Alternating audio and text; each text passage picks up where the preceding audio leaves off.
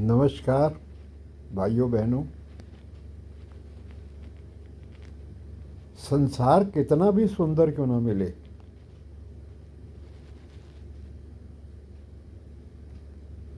अंत में अंधकार ही प्रकट करता है।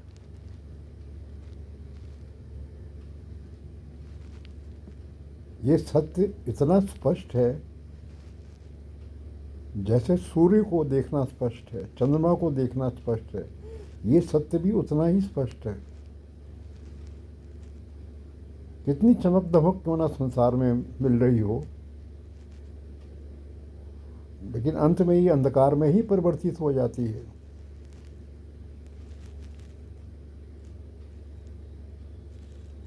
क्योंकि संस्कार का आकलन, उसकी सुंदरता का आकलन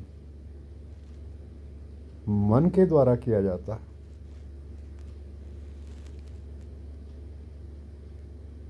और मन तो अंधकार का पुत्र है।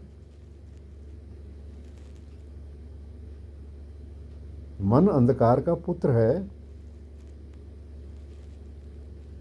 तो ये आकलन जो मन द्वारा किया जाता है, ये स्वाभाविक रूप से अंधकारमय ही होगा। अंधकार का पुत्र प्रकाश के बारे में कैसे विचार कर सकता है? नहीं कर सकता। अंधकार मैंने फिर दुख, भय, अहंकार, ये मन के साथी हैं, मन के मित्र हैं। ये मन आएगा तो अपने मित्रों के साथ आएगा। घोर दुख, घोर मन की पीड़ा,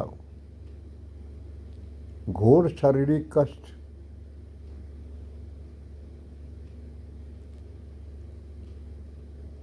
अंधकार। अंधकार का अर्थ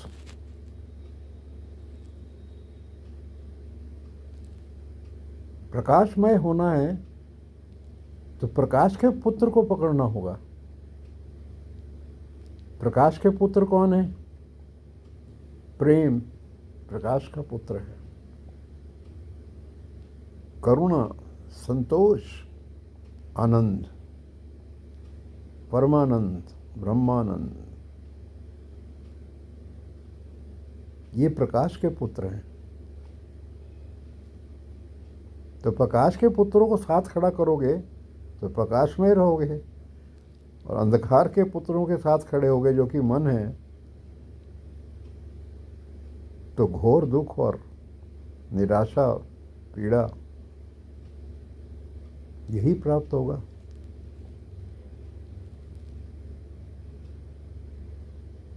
तो प्रकाश की ओर जाने में एक क्षण का विलंब भी नहीं करना चाहिए।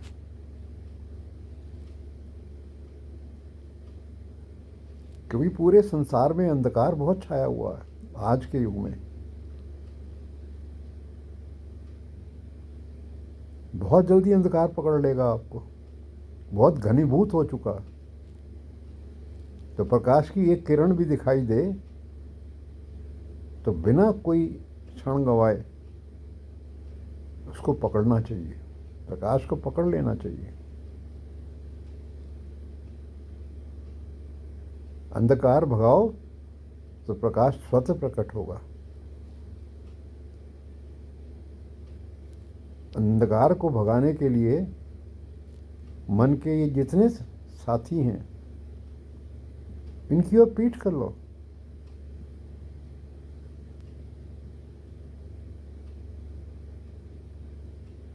ये आपका साथ नहीं निभाएंगे, ये आपको कठिनाई में ही डालेंगे, दुखों में ही डुबोएंगे।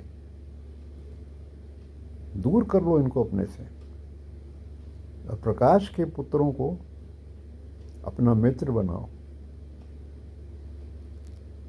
प्रेम, उसको अपना मित्र बनाओ।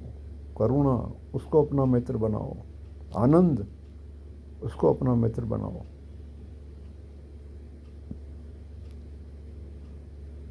आनंद तो ईश्वर का ही स्वरूप है। ईश्वर का एक नाम आनंद भी है। आप आश्चर्य नहीं करें, शास्त्रों में उल्लेख है इसका कि ईश्वर को आनंद से भी जाना गया है, आनंद रूपी नाम भी दिया गया है। ईश्वर आनंदो भवति, ईश्वर आनंद है।